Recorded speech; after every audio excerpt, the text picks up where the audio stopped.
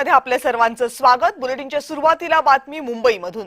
मुंबईत ठाकरे गटाची शिवसेना भवनात एक महत्त्वाची बैठक सुरू आहे। आदित्य ठाकरे या बैठकीसाठी पोहोचलेत। उद्धव ठाकरे या बैठकीमध्ये आपल्या पदाधिकाऱ्यांना मार्गदर्शन करणार आहेत। या बैठकीचं आणखी एक वैशिष्ट्य म्हणजे अमित ठाकरे, राज ठाकरे यांचे सुपुत्र अमित ठाकरे हे पहिल्यांदाच शिवसेना भवनमध्ये येत आहेत। मनसे आणि उद्धव ठाकरे यांची शिवसेना या निवडणुकीमध्ये मुंबई महानगरपालिकेमध्ये एकत्र लढतात। त्यामुळे अनेक गोष्टी या दोनही भावांकडून दोनही पक्षांकडून एकत्रितरित्या केल्या जातात।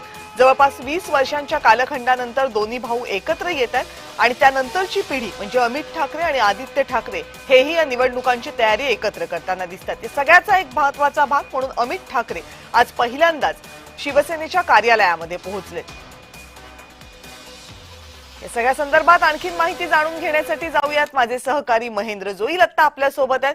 महेंद्र, शिवसेना, उद्धव बाळासाहेब ठाकरे आणि दुसरीकडे मनसे या दोनही पक्षांसाठी ही निवडणूक अत्यंत महत्त्वाची आहे आणि त्यामुळेच रणनीती या निवडणुकीसाठी काय असेल तीही महत्त्वाची आहे। या रणनीतीचा भाग म्हणून आता जी घडामोड सुरू आहे, बैठक सुरू आहे, त्याकडे कसं पाहायचं?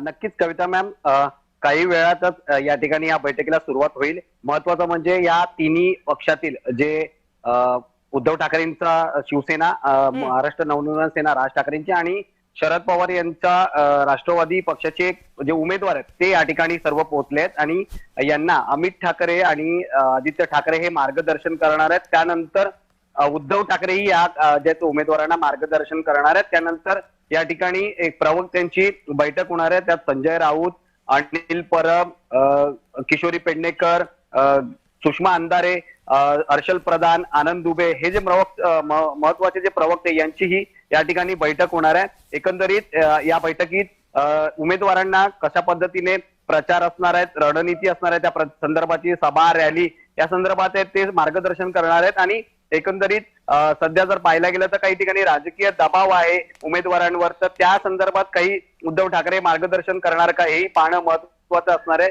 सध्या उद्धव ठाकरे हे काही वेळातच मातोश्री या ठिकाणून निघतील आणि आदित्य ठाकरे आणि अमित ठाकरे हे राज ठाकरे यांच्या निवासस्थानी आहेत, तिथून निघणार आहेत आणि मग सेना भवन येथे पोहोचतील आणि ही बैठक नंतर सुरुवात होईल।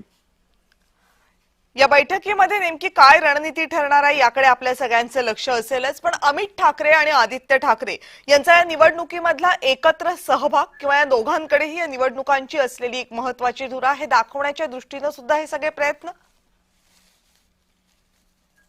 नक्कीच कविता मॅम, या सगळ्या पार्श्वभूमीवर आपण पाहिलं असेल तर मनसेचे जे उमेदवार आहेत तेही या ठिकाणी सर्वप्रथम ज्या आहेत ते सेना भवनामध्ये येत आहेत। त्याचबरोबर अमित ठाकरे हेही पहिल्यांदाच सेना भवनात येणार आहेत। या सर्वांसोबत आहेत ते फोटोही काढले जाणार आहेत आणि हे सर्व एकत्रित असणार आहेत आणि या सगळ्या जे उमेदवार आहेत त्यांना जे ते मार्गदर्शन केलं जाणार आहे। त्यामध्ये काही रणनीती असणार आहे ती पाहणं महत्वाची असणार आहे। निश्चितच या दोनही पक्षांची रणनीती नेमकी काय हे पाहणं महत्त्वाचं असेल। मुंबई महानगरपालिकाच नाही तर मुंबईला लागून असलेल्या ठाणे, कल्याण, डोंबिवली या महानगरपालिकांसाठी सुद्धा काय रणनीती आखली जाते आणि या सगळ्याचा राज्यभरातल्या 29 महानगरपालिकांच्या निवडणुकांवर नेमका कसा आणि किती परिणाम होतो याकडे आपल्या सगळ्यांचं लक्ष असेल। तुर्तास धन्यवाद महेंद्र, तुम्ही दिलेल्या